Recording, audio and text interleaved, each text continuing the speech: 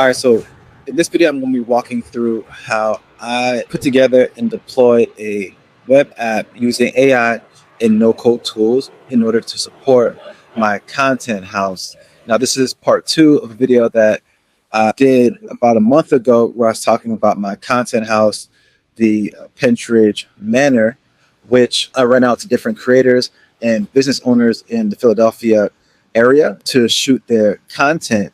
And I was explaining how I was having trouble some time back identifying an affiliate or referral software in order to support the content house, and decided to go ahead and build one out myself using AI and low no code tools. And at the time when I was first exploring this concept, I was copying and pasting the code generated by Claude AI to Replit in order to build out the interfacing, and then combining this with Google Sheet or Airtable as a way of creating a makeshift sort of database. But since that time, which was about a month ago, we've seen such progress happen in the space of AI and natural language programming. So you now have tools like Cursor, which will enable you to actually prompt and directly connect to your development environment so that your files can be updated in real time.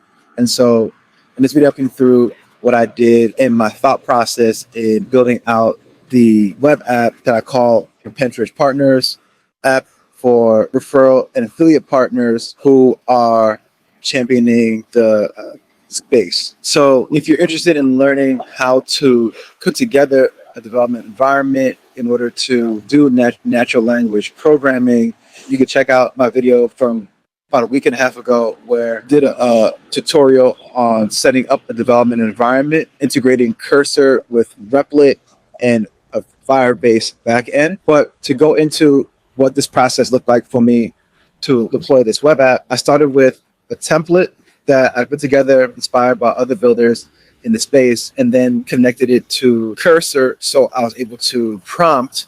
Now with Cursor, there's something called the Cursor Composer, where you can literally prompt and add files the way you would with a large language model, and similarly to how you would generate a response from a ChatGPT or a Claude, you can generate that same response in Cursor, and it's specific to getting the code in order to build out a site or an app. So I started with a template that I had, hooked it up to Cursor, and then prompted for that template to be used to create the interfacing for the affiliate and referral dashboard. Now, the aesthetic around it, I have this sort of futuristic purple and white aesthetic, which is my brand's colors. What I actually did was I took from past prototypes and colors I've been exploring, and I literally copied and pasted those snapshots onto Cursor and had it reference those images when creating the interface around it. Now that was for the front end and the interface. When it came to the back end, I set up a Firebase authentication where you can sign in through Google. Again, if you go to the video I did about a week and a half ago, you can look to see how you could set up a back end for authentication and the overall development environment. But I went ahead and I set up the authentication using Firebase, and Firebase also serves as where storage of any images or videos would go. If you look in the software, you see I have a simple profile page where my pick or the pick of whoever the referral or affiliate partner his account will get uploaded to. So once I had the authentication set up with Firebase and I had that connected through the secrets tab within Replit, then I had everything I needed to push out this app. Now, the other part of it was the database, which simply used a Google Sheet for. Now, on the Google Sheet, I have tabs set up for each of the referral partners, and I created a script, and in this case, prompted for the script using Claude, and that script will connect the booking data from the Google Sheet to the app being built on Replit. So the dashboard gets updated in real time. Every time a booking happens and a transaction occurs, the information will get sent to the Google Sheet, and then through the script dated on the dashboard. Now, the actual process of even the booking information happening is through an Acuity page.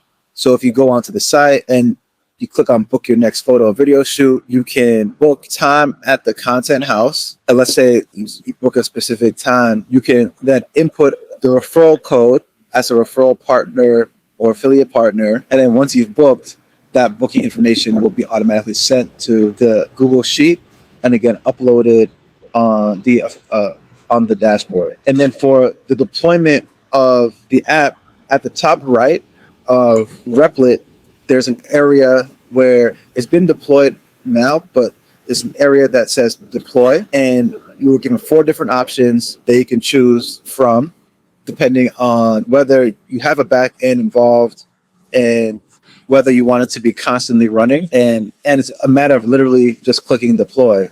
Now, there's also a way of connecting the app to a custom domain.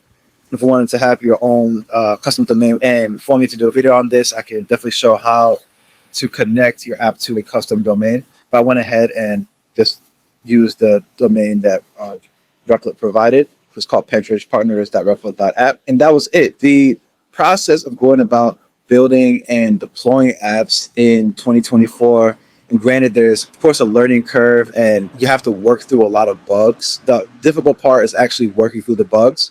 And one of the lessons I learned in this process was making sure that you actually set up a GitHub account. And if you set up a GitHub account, you can save the changes you make as you're prompting for the code and making updates to the app, so that if at any point you're not able to work through the bugs, you can always just start from the last point that you saved.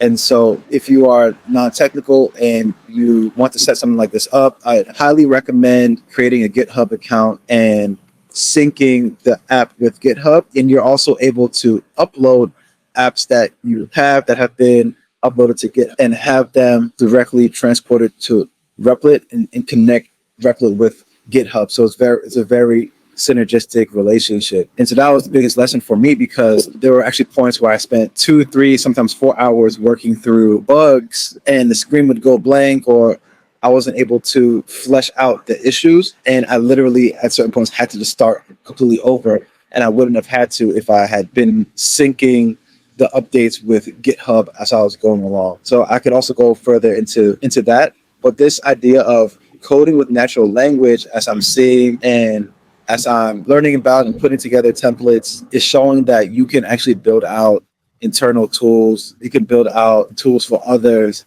And the rate at which the space is moving, ChatGPT 01 just got released last week. OpenAI just announced the launch of that, which significantly shows progress when it comes to ChatGPT encoding, whereas with Cursor, it was actually connected to Claude. So the coding responses coming when you're prompting with Cursor is actually pulling from Claude.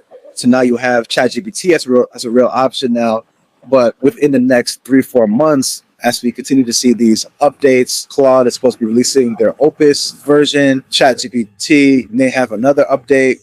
We got Gemini. There also, of course, the open source large language models. It's getting easier and easier and more feasible to build out sites and web apps in a way that is actually even more effective than using straight no-code tools. Over the last year and a half, I've been deep down the no-code rabbit hole. You've got tools like Bubble or Adalo, where you can build out and deploy products literally using no code. But with the rise of your cursors and the changes that Replit, and in combination with the large language models, producing the code with these different languages that are very accommodative, Next.js, as I'm learning, React, Python, it's getting even more effective to go the route of natural language programming. And then it also creates an optionality to where you may combine a natural language programming with no code tools to achieve the outcome that is going to be easiest and most efficient and sustainable for the long term. So that's what I have today. I'm going to be showcasing more tools that I'm working on and putting together different use cases, solving my own problems, others' problems and desires, and this progress of natural language programming. This is a huge opportunity that feels like it's fresh off the press. And so let me know what you think. If you want me to go further into anything, let me know. But this is how I went about creating the affiliate and referral app and deployed it for my content house, Pentridge Manor.